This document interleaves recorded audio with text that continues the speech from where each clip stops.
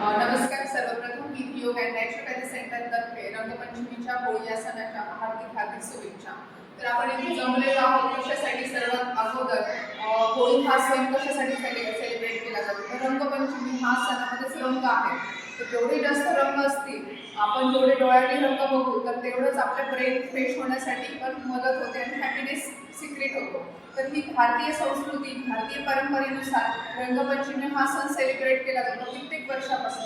तर त्याचं एक महत्त्वाचं कारण आहे की वसंत ऋतू आता चालू होतो. वसंत ऋतूचं आगमन आहे. वसंत ऋतू काय आहे की एक नवीन निसर्गामध्ये काय होतं की ज्या पद्धतीने जुने कपडे काढून टाकले जातात आणि नवीन कपडे परिधान करतो, तसा निसर्ग हा वसंत ऋतूमध्ये जुने पालवी त्यांची सर्व गळून जाते आणि नवीन पालवी येते. बऱ्याच झाडांना फुलं येतात, फळं येतात वसंत ऋतूमध्ये. म्हणजे एक प्रकारच्या वसंत ऋतूमध्ये ती नवीन दागदागिने घालून तयार झालेली असतात सर्व झाडं. तर वसंत ऋतूमध्ये अचानक आपली काय होते, थंडी कमी झालेली असते, थंडी निघून गेलेली असते आणि इथून आता उन्हाळा चालू होतो. तर आपल्या शरीराला पण म्हणजे आपल्या आयुर्वेदानुसार आणि भारतीय संस्कृतीनुसार की आपण ज्या परंपरा फॉलो करतो तर त्याच्या मागे कुठं ना कुठं आरोग्य हे जोडलेलं आहे.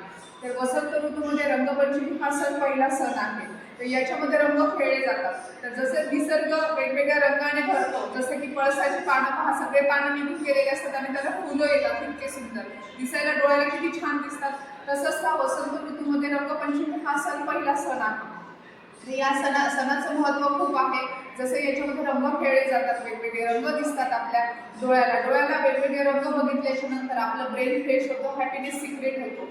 तर हे त्याच्या मागचं एक कारण आहे. दुसरी गोष्ट, थंडी संपून गरमी सहन सुरू होते आणि ती गरमी आपल्या शरीराला सहन झाली पाहिजे. याच्यामध्ये थंडाई घेतली जाते. इथून पुढे आता थंड चालू केलं जातं आपल्या शरीरासाठी. तर ते सूट होण्यासाठी रंग हा रंगपंचमी हे सेलिब्रेट केली जाते. तर आता पूर्वी भारतीय संस्कृतीमध्ये रंग कशाचे तयार केले जायचे? एक तर चंदनापासून रंग तयार केले जायचे, हळद वापरून किंवा पळसाचे फुलं, झेंडूचे फुलं वापरून रंग तयार केले जायचे. पण आता आपण काय करतोय की आपली भारतीय परंपरा सोडून आपण जे डोळ्याला छान दिसतं, अट्रॅक्टिव्ह दिसतं, म्हणजे आपण स्वदेशी प्रोडक्ट सोडून विदेशी प्रोडक्टकडे आपण अट्रॅक्ट होत आहोत. आणि विदेशी प्रोडक्टमध्ये सगळ्यात महत्त्वाचं चायनीज, जे वेगवेगळ्या पिचकाऱ्या, वेगवेगळे कलर इथं कमी प्राईसमध्ये विकले जातात. दुसऱ्या तुलना जर केली तर ते कमी किमतीमध्ये पिचकाऱ्या वगैरे अवेलेबल होतात आणि आपण ते आपल्या मुलांसाठी घेऊन देतो. तर त्याचे साईड इफेक्ट काय आहेत? एक तर ते स्वदेशी नाही आहे ते प्रोडक्ट, ते विदेशी प्रोडक्ट आहेत. दुसरी गोष्ट, चायनीज जे रंग असतात तर ते जर तुम्ही वापरले तर तुम्हाला स्किन कॅन्सर, कुठल्याही प्रकारचा कॅन्सर डिटेक्ट होऊ शकतो तुमच्या स्किनला लागून.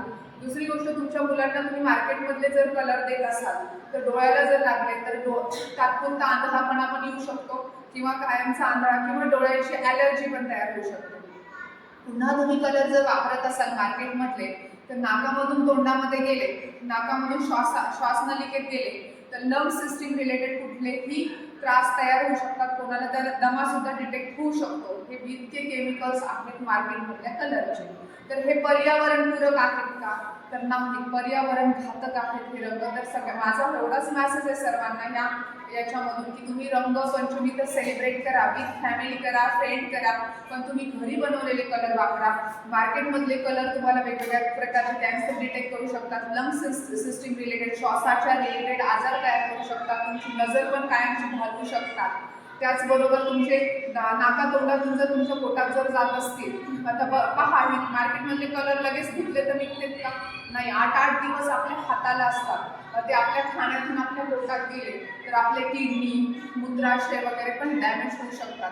त्याचबरोबर हेअर खराब होतात, स्किन खराब होते. त्यामुळे शक्यतो तुम्ही मार्केटमधले रेडीमेड कलर वापरू नका, ही सर्वांना माझी विनंती आहे. तर मग तुम्ही सगळ्यात महत्त्वाचं तुम्हाला प्रश्न पडेल, रंगाची फुलं, हे शेवंतीची फुलं पांढरे आहेत, पिवळे आहेत. त्याचबरोबर ही हळद आहे आणि याचबरोबर हे आपण जी पेस्ट केलेली आहे तर ही बीटरूटची पेस्ट केलेली आहे आणि ही कडुलिंबाची हिरवा कलर, हिरव्या कलरसाठी कडुलिंबाची पेस्ट, पिवळ्यासाठी आपण ओरिजिनल हळद वापरू शकतो. त्याचबरोबर पिंक कलर, लाल कलर पाहिजे असेल तर बीटरूट वापरू शकता. या पद्धतीचे कलर तुम्ही तुमच्या मुलांना तयार करून द्या आणि हॅपी आणि आनंदित होळी सेलिब्रेट करा. तर ही या पद्धतीची होळी सेलिब्रेट केल्याच्या नंतर तर तुमच्या स्किनला बेनिफिट्स भेटणार आहेत आयुर्वेदानुसार. त्याचबरोबर तुम्ही निरोगी आणि हॅपी पण होणार आहात. तर भारतीय संस्कृती आपल्याला हे कलर वापरायचे शिकवते, ना की केमिकल्स युक्त कलर. तर माझा सगळ्यांना हाच मॅसेज आहे की तुम्ही या पद्धतीने कलर वापरले पाहिजेत. या मॅडम इकडे या पद्धतीने कलर घ्या. हॅपी होली. हॅपी होली. हा pink colour. Happy Holi. Pink colour. Yellow colour. Green colour. मुलं पण आनंदी होतात, त्याचबरोबर त्यांची स्किन पण निरोगी राहते. हे स्किनसाठी खूप चांगले आहेत सर्व. Happy Holy. या पद्धतीने तुम्ही रंग खेळा. डेफिनेटली. थँक्यू. धन्यवाद.